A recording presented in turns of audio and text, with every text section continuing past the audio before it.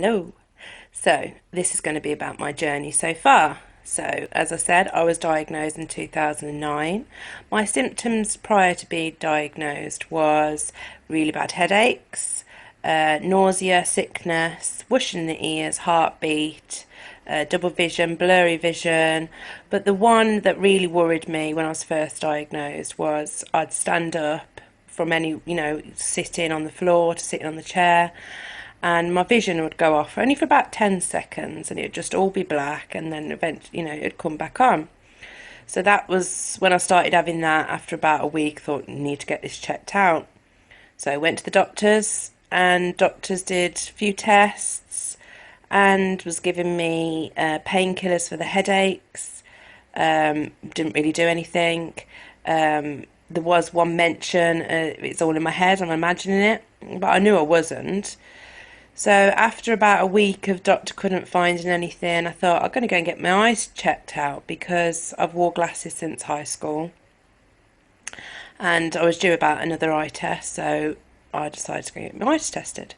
So went to the opticians and I explained all my symptoms, and then she started looking in my eyes, and as soon as she looked in my eyes, she said, I can't, I'm going to have to stop this examination.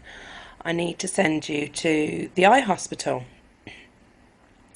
So that was a bit scary. She didn't really explain anything. She just said, I want you to go now. And she gave me this bit of paper.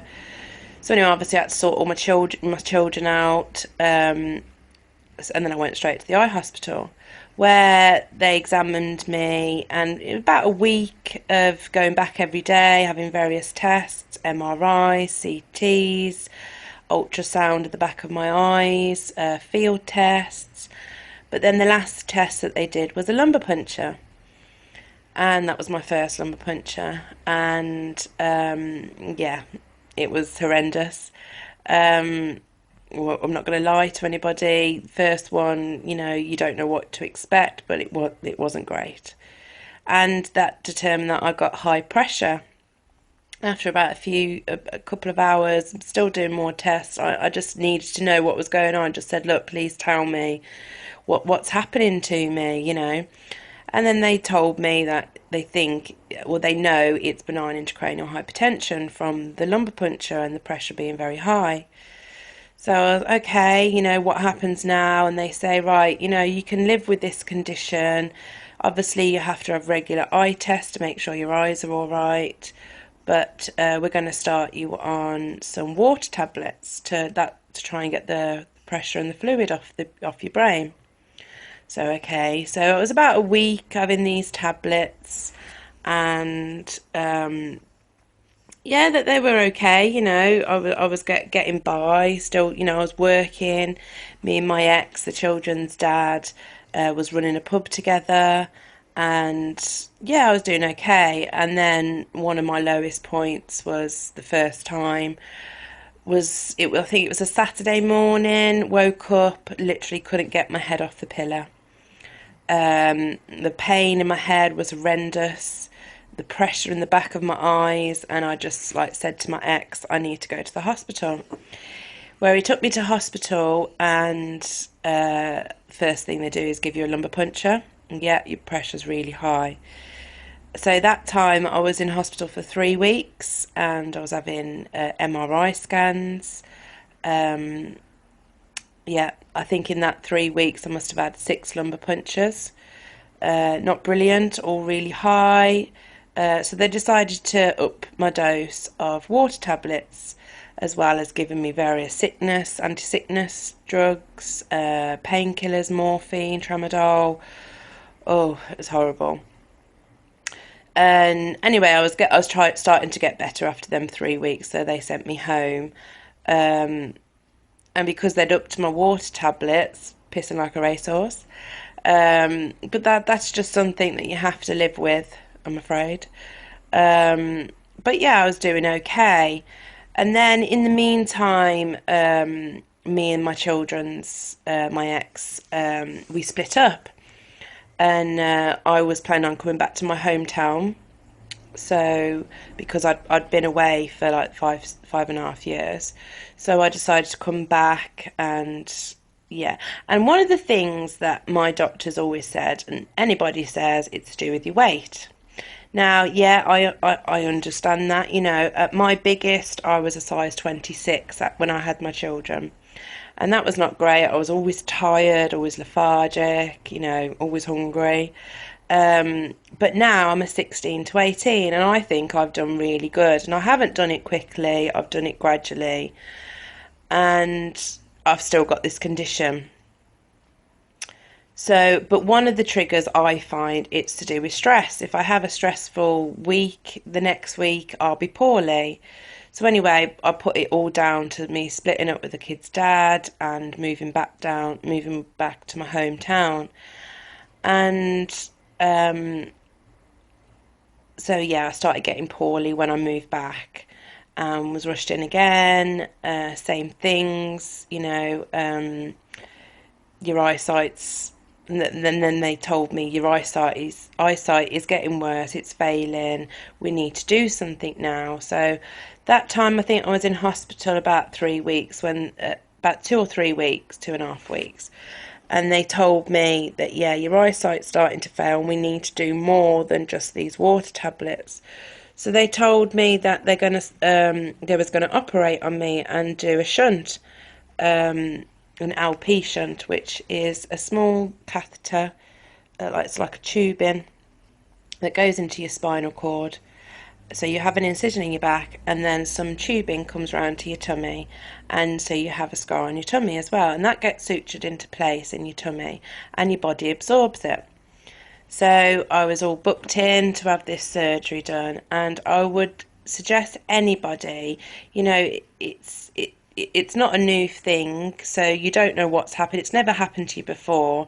So I had all these questions and that I wanted answered. So every time I thought of a question, I'd write it down. And the morning of my surgery, I asked my surgeon everything. It was a whole A4 piece of paper, but he did his job. He answered these questions for me. And so I knew what was going to happen in the surgery. I knew what was going to happen after the surgery. So I had the surgery, and yeah, I woke up and I was in a lot of pain, but I was also, they put me on morphine, Oromorph, and still having these tremadols, and so the pain, wasn't too bad. And now I'm on my own, so my parents was helping out and with the children, but also my ex's parents, they're amazing as well. Anything I need them to do, they're there. So them and my parents was looking after my children, because I've never wanted my children to see me like this. They've never seen me in hospital.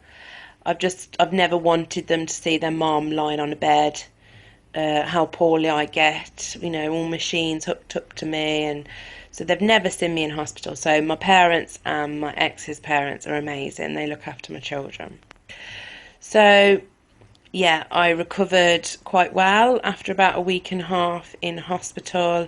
I can remember one night just trying to get comfortable down the bed and turning over and just feeling like a pop. And like you sit there and think, oh, what's that? And then you move again and you're all right. And I was all right. I slept all night. But then the next morning I noticed like this bulge on the back where my scar was. Anyway, when the doctors did their round, I said to them, look, I've noticed this morning. Is everything okay? And they was like, yeah, it's fine. Don't worry about that. It's just a bit of swelling after the surgery. But you can go home today. So I was like, brilliant. So, I get to see my kids. So I come home, and whenever I've had to be in hospital, I've gone straight to my parents' house, and they've looked after me for a few days. But me and my mum, we're best friends, but we can't live together. So after a few days of me, and I'm starting to do all right, I say I need to go home. And so I came home. My parents still helping me out, my mum's still shopping and housework for me, and but my kids are really good. They've always known my condition. They know what they have to do and help me out, when I'm at my lowest. So, and I can remember, it's about a week, and still this bulge was getting worse, really, especially of an evening. It had bulged more. Me going to the doctors, is this normal? And they was like, no, not really. But yeah, there was like, no, this isn't normal. So we'll try and get you uh, an appointment quicker than what you had. So, and I was like, well, how long's that going to take? And they was like, well, all we can do is try and get you an early appointment. Anyway, I had this appointment come through, and it was for about a month's time. And I remember seeing my cousin, and my cousin works at the QE in Birmingham, and just telling her and showing her my back, and she was like, "Oh my God, that is not right." She's like, "Let me see what I can do," because she knew my surgeon, and as I say, she works at the QE. She's not a doctor, but I'm not sure what she is, but she's not a doctor. Anyway, she saw him, told him everything about me, and he was like, "Oh no, I'll speak to her on the phone." I had a phone call that afternoon. I explained everything. He was like, "No, that don't sound great." He's like, "Coming in this afternoon, and I'll have a quick look." So my dad took me. He looked at my back straight away, and he was like, "No, that's not right. You've got a gathering of CSF fluid in your back again."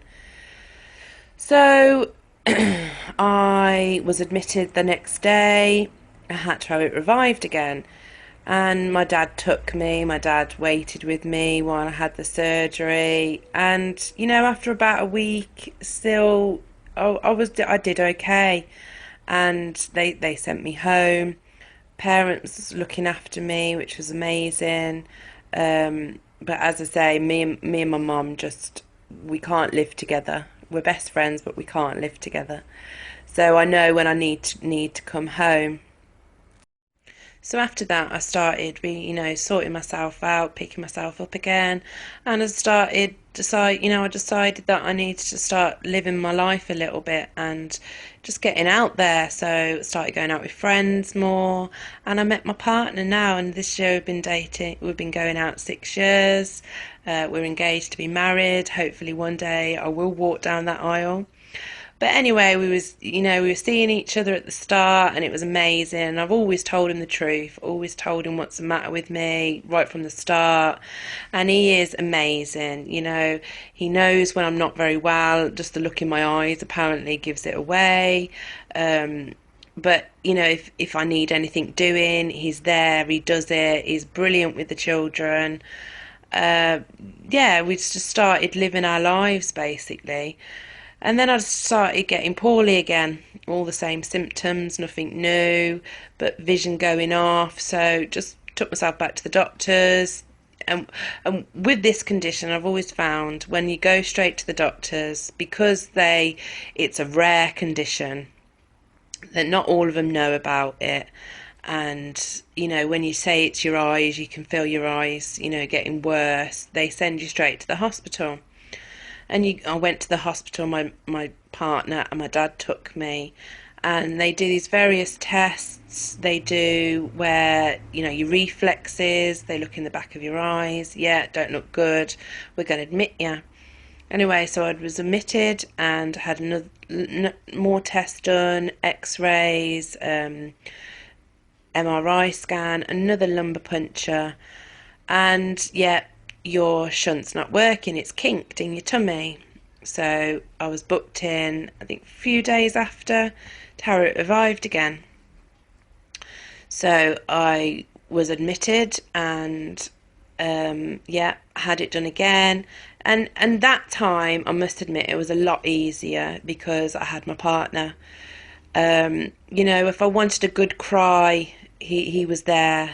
And I've always found prior to me and my partner going out, if I wanted a good cry, I'd always do it on my own because my parents had enough to worry about. I was their baby girl, and they always worried. They got upset as well, so I always tried to hide it from my parents. But now, when I got my partner, it was so much easier that time because if I wanted a good cry, he'd give me a cuddle, he'd let me have a cry, and he'd tell me everything was going to be okay. And after a week prior to the after the operation, I was doing brilliantly, and it helped so much that time. I worried less about my children because my partner was helping my parents out with the childcare. making sure that they was all right. I knew my house was all right because my partner was living there, and it was just so much better that time.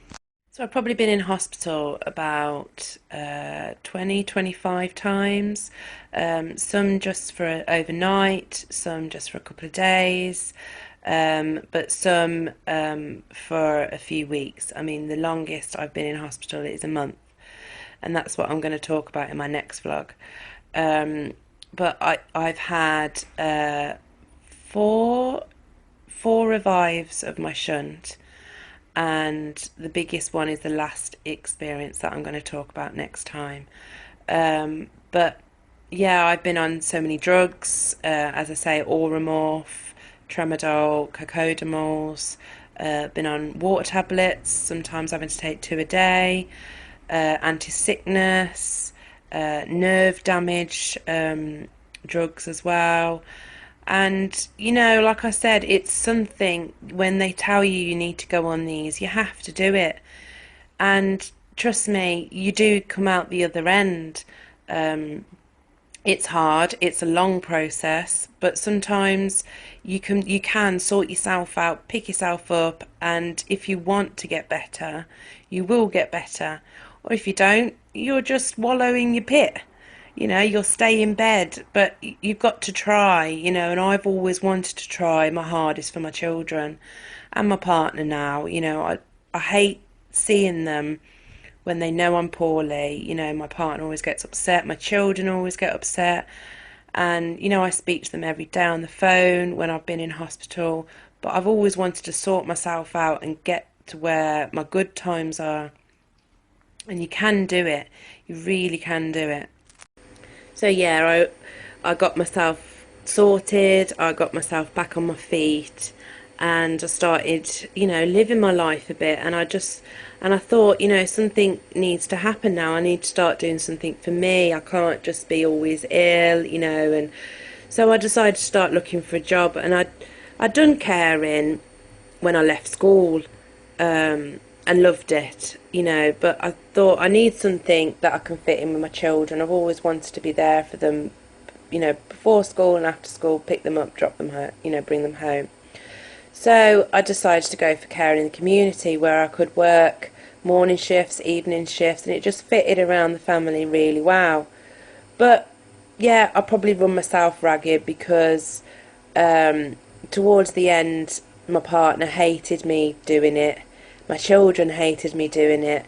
And it was mainly because, I'd be home when they got home from school, and we'd have to rush tea, rush homework, and then I'd have to go back out to work. And they hated me going back out because, I was never there for bedtime.